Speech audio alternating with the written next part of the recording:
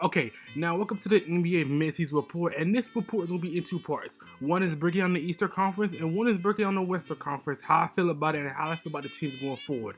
I will give some award predictions, but I'll wait for the Western Conference. Report.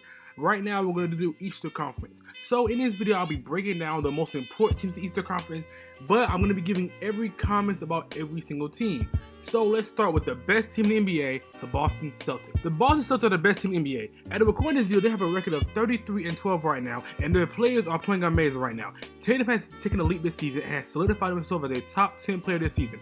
He is averaging 31.1 points, 8.3 rebounds, 4.3 assists on 47, 35, 86 splits, and 61% true shooting. That is superstar level numbers, and he is leading his team as a number one player and has silenced that dumb tick of Jaylen Brown being better or them almost in the same category. But Brown is also having a stellar season, but is really helping him out is their supporting cast. Now, the signing of Malcolm Brogdon really helped this team as he needed more playmaking, and sometimes Smart didn't make the right decision as well. The Celtics are the forefront of the NBA right now, and it is surprising. We didn't think Tatum would take this much of a leap, and he has gotten better playmaking wise. He's gotten more aggressive, which is something I hate about it because sometimes he would do mid ranges or go for turnaround fades instead of just driving to the paint on some defenders. But what's really helping this team is supporting cast. Their supporting cast is shooting exceptional right now. They're not shooting where they're inconsistent. They're shooting consistent level threes and shooting it at a volume or in a clip that is exceptional. If their supporting cast keeps on playing like that, then they will really be good in the playoffs and going forward. Because one thing I hated about their team last year in the playoffs and the finals, what really messed them up was Jason Tatum. Jason Tatum wasn't playing as good as he should be playing in those finals. I said it before and I'll say it again now. But him playing this well is showing that he can be a number one option on the team. He can lead the team to the NBA Finals, which is their projection right now. Also, the supporting cast didn't play good in some of them games. Like Marcus Smart, I don't like him as a primary playmaker sometimes. He doesn't make the smart decisions. But you having Malcolm Brogdon come in sometimes to come off the bench, allows him to run the bench, is really helpful for this team. I really like this team, and I feel like they're going to make a deep run in the playoffs. Next up is the Brooklyn Nets. Now, the Brooklyn Nets had a very awkward offseason as KD and Kyrie were having issues with the team. But this team has really taken off. Now at the beginning of the season, they was really playing bad because of the signing of Steve Nash. Steve Nash is not a good coach, and he was not utilizing his team as well. Under Steve Nash, this team had a record of 2-5. But now they have a new coach in Jacques Vaughn, and under Jacques Vaughn, they now have a record of 25-10. That record has given them the second spot in the Eastern Conference, where they have a really good record of 27-15. Now, this record is really good because nobody really expected this team to play better than they already was playing. Because people really limited this team because of one, their defense didn't seem that good on paper. Two, Kyrie Irving always getting some issues or something always happens with Kyrie. Three, we didn't really know what was going on with Ben Simmons. We didn't know how Ben Simmons would really fit with his team, but it has really come together. The thing about Kyrie Irving and KD has really played well. They have just played straight basketball. Kyrie Irving has not really gotten that many trouble in the media that often, which is really good for this team because really messed with this team last season before, and most seasons it's him always getting in trouble, him always doing something. But Kyrie is just playing straight basketball. He's answering the media questions right. He's just playing straight basketball. Now, the thing that I don't like about this team is now that Kevin Durant is injured. Kevin Durant was my MVP pick this season. He was having an efficient season as well. His average this season were 29 points, 6 rebounds, 5 assists on 55, 37, 93 splits. And he was just having a very efficient season. And his ability to carry this team when it was down a lot, it was under 500 at the beginning of the season. Him able to step up as the best player, lead this team, be a better playmaker, be a better offensive player than he already was. He's very efficient in mid-range. Really helped me make him as my MVP. He's not my MVP no more because unfortunately he's injured. He's gone for a month. So with them being gone for a month, I don't know if they can sustain their second seed. They're still gonna be a playoff team because his team is good. Having Nicholas Claxton as their center, he is in the defensive player talks how good he's playing defensively, but just their offense and you not having your best player on your team really sets you down. This team is gonna fall off. I don't think it's gonna fall significantly, but it's not gonna maintain the second seed status it had. Okay, now on to the Milwaukee Bucks. Now, the Milwaukee Bucks has fell off significantly since the beginning of the season. The beginning of the season, they had a very defensive, dominant record at the beginning of the season, and they was playing really good. But now they're the third seed, and they have a record of 28-16. Now, the reason why they have fallen off is because of a couple of reasons. Now, Giannis was playing amazing, and it was my MVP early in the thing before Kevin Durant. But he has played kind of bad these past couple of games, but he also is having knee issues and is now day-to-day, so I'll give him a pass on that. So we'll see when he comes back how good he plays now. But the thing I don't like about this team is, one, they have Coach Bud, and I do not like Coach Bud for this team. His adjustments aren't good, and the offensive sets he runs aren't good as well. Coach Bud is lucky they won a championship in 2020 because that season showed how bad he was as a coach. But because of how good Giannis is and how good the team was defensively, even with Coach Bud running stupid sets, they was able to win that championship. So Coach Bud is lucky they won that championship in 2020 because he should have been out of there already. Also, the thing about this team is they're missing their second best player, quote unquote. They're missing Chris Middleton. And even when Chris Middleton come back, he's still not going to play the level he was already playing at because he was injured. I don't expect an injured player to come back immediately and play how good they're playing. I don't expect that because that's not how that works. But the thing about Chris Middleton is Chris Middleton is not that good anyways. So even when he comes back, he still come back inconsistent and still come back not playing as well he was playing.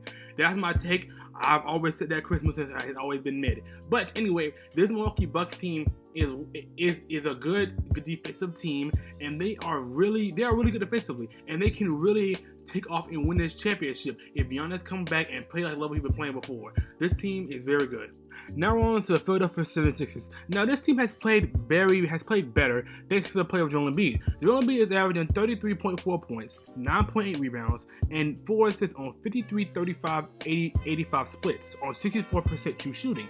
Now, I'm glad this team is utilizing Joel Embiid the most and allowing him to control the offense. Now, I'm not saying James Harden doesn't facilitate the offense and a point guard of the team, but you sitting your offense or Joel Embiid's post game really helps this team a lot because this team is very good shooting-wise and very good complementary pieces. So if you have Joel Embiid in the post and try to double, they're easy threes or they're easy things for this team to do, which I like because you have to utilize your best player to the best of his capability. Joel Embiid is very good in the post, and you utilizing the most really helps this team out.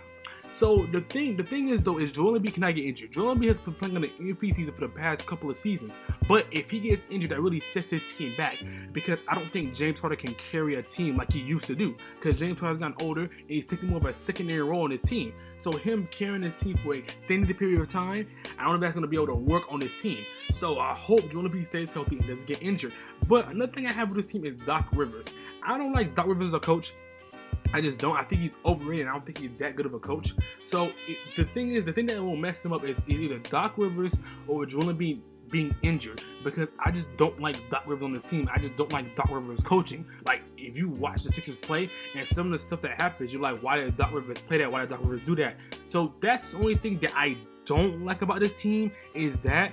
Also Harden, if Harden has been getting injured recently, and at the beginning of the season he was having a very good season, he got injured and he just came back. So I just don't want him to get injured again, and I also don't want Joel Embiid to get injured again. What can really hinder this team is injuries and really just this team not playing up to par. That's the only thing that can really hinder this team. Injuries and this team not playing up to par. The Sixers are a really good team. Now on to one of my favorite teams, the Cleveland Cavaliers. They are currently the 5th seed behind the 76ers with a record of 28-17. Now, JB Bickerstaff is a good coach for this team, and I didn't expect that, but he has utilized his team very well. Now, getting Donovan Mitchell is a perfect fit for this team. They need a scorer, and Mitchell is that. Now they have the talent to become a contender, really. Jared Allen, I love for his rim protection, how he is an anchor on defense and is a good lob target. I'm not going to be too hard on Evan Mobley as this is his second year and is still fresh in the league, but he needs to improve his offense to be coming to his team, but he has the defensive versatility down. I love Darius Garland. I've always said that Garland was a better than Sexton. I love his floor aspect to the game, and he scores when he has to score. But he also realized that Mitchell's a great scorer and allows him to eat. This team is just a young team and need more experience before they can really make a run. But their bench also needs a little bit more. They need more wings, they need more 3-and-D players, and they need more players to complement their starting five. Because they really have Isaac Okoro, who doesn't do nothing offensively, just defense. And defense is great. I'm not saying defense is bad, but you have to have some 3-and-D. You have to have some offense with defense as well, because if you're coming on the bench just for defense and you're not scoring, then it's going to be really hard for that team, especially that team who's trying to grow and trying to become better. That's what they have with this team. This team needs to get their bench better and allow some pieces to come off the bench, because I just don't like Kevin Love in that team either. Kevin Love takes a lot of cap. They need to get rid of him, and also get rid of Isaiah Cole and put some more complementary pieces on this team. But besides that, this team is very good. They're just young and need more experience to really make a run. That's it. Okay, the New York Knicks are the 6th seed, and I don't really have much to say. Reynolds having a good season, but don't let him fool you. He's not number one option on the team. Jalen Brunson's having a good season, but he isn't worth all that money. And RJ Barrett is really good. That's all I got to say. I do not watch Knicks games. I do not plan on watching them either. The Knicks are the 6th seed. Congratulations for them, but they will always still in the playoffs. The Miami Heat is very disappointing me. They are the 7th seed and are sitting at a record of 24-21. Now, there are a couple of reasons. One is the team itself. Kyle Lowry is as good as he used to be, and he was supposed to take the playmaking out of Jimmy's hands and not allow it to be in his hands all the time. But he is a consistent shooter, and his playmaking isn't there at the level we thought it was. Now their shooters can't shoot either, and they aren't consistent. Bam is inconsistent as well. He's been playing well recently, but his ability to not stretch the floor affects his team, whether you think so or not. Jimmy has also been wishy-washy as well. But he really needs another player on the perimeter to help relieve the pain, because the offense runs through him. The supporting cast can't shoot. Is it being what there was in the bubble the last 2 years? It's frustrating. They need another piece to really help the Heat out. I just don't like this team that's going around Jimmy Butler. They need more players around Jimmy and need more people to really help Jimmy Butler out, because Jimmy Butler is almost gone. His window of winning a championship, I think it might be going away right now because of the way this team is structured. You need to fix this team around Jimmy and really make this team flourish, because they are the 7th seed this season, when last year they could have went to the finals and Jimmy Butler made a shot. They just need to fix this team around Jimmy, that's all. Next up is the Pacers. I'm going to keep this brief as well. I love Tyrese. He's exceptional and is really flourishing his team. I think they do some more trades, get some more pieces in there to really compliment him and utilize his fullest potential. That's all I got to say about the Pacers. They're a really good team. They're not a really good team, but they're a good young team right now. They just need to get some trades in and really decide they want to be a tanking team or they want to try to contend. That's all. They're just in the middle ground right now, which I don't like about NBA teams. And they need to figure out what they want to do. Now, the Atlanta Hawks being a disappointment is an understatement, as Trae Young has been playing a good season as he usually does. Now, the stats might say he does, but he isn't. He is chucking up shots and not shooting them efficiently. They need to do something fast to this team, as the Murray and Young duo might not work. And the thing is, they needed to do something about this team, because them losing Kevin Huerter to the Kings hurt this team as well. I don't know why they just let him go like that, because he was a very good shooter for this team. Them losing him hurt this team that lost their complementary pieces as well. And they just need to do something, because Trae Young just isn't, not that he isn't fit for this team, but he's chucking up shots and he's not being efficient with his shots. So as your best player chucking up shots and not really doing what he's supposed to be doing, that messes with your team and sets your team back. So they need to figure out something like that. DeJounte Murray is decent for this team. I think he need to go somewhere else, because his defense and shooting helps his team out. But if your best player is doing that, then he can't really do anything. I'm trying to make sense like I can. They need to do something about Trae Young. Trae needs to play better. And they also need to get rid of John Collins. I don't like that. I don't like him on this team. And Clint Capella is really playing back to how he was that year when they made the Eastern Conference Finals. Clint Capella was playing amazing. He's not really playing to that level that he used to be playing. This Hawks team disappointed me. I thought it would be a top 5 seed, but no, they're not. I don't know. They need to fix something with this team. Now we're going to the bottom tier teams, and I'm going to keep it brief with just a couple comments I'm going to say about them. Orlando, Detroit, and Hornets are all part of the Victor sweepstakes. I love the young Magic team with Paulo leading. They're playing. He's playing very well in the Rookie of the Year, and this Magic team is very young. Now the Chicago Bulls. This team needs some help. Now, the DeRozan experiment has been working to a team in the regular season, but the playoff is a different story. Also, Vucevic needs to be traded. They need more of a defensive anchor in the center position, and with Lonzo out, it's hurting their perimeter defense. I hope Zach LaVine stays there, because it looks like Zach LaVine wants to leave. So if Zach LaVine leaves this team is just not going to be good on par, because DeMar DeRozan cannot lead your team as number one option. I've seen on the Raptors, and he's not going to fool me on this team. Now, the Wizards. Now the Raptors are up, and they need to have Scottie improve. I understand it's his second season, but if he's going to be the face of a franchise, he has to be able to improve dramatically. Now, I understand it's second season, so I'm not going to really hinder him that much. He needs to improve some more next season or the second half of this season. Now, Siakam is having a really good year, and it's arguably an all-star. I like how you transform his post game and not just doing the spin-a-roo thing he's been doing or being a spinny top. He's able to use his post game more, and is just a good post player. Now, Now, the thing about Fred VanVleet is I don't know if he's the point guard of the future, as he's having a down year. He's still a good point guard. I'm not saying he's not, but I don't know if he's really the point guard that the Raptors need going on forward. That's all, really. Those are all the bottom tier teams. Some of these teams I really thought would be better, like the Chicago Bulls, but you know, that's just how it is.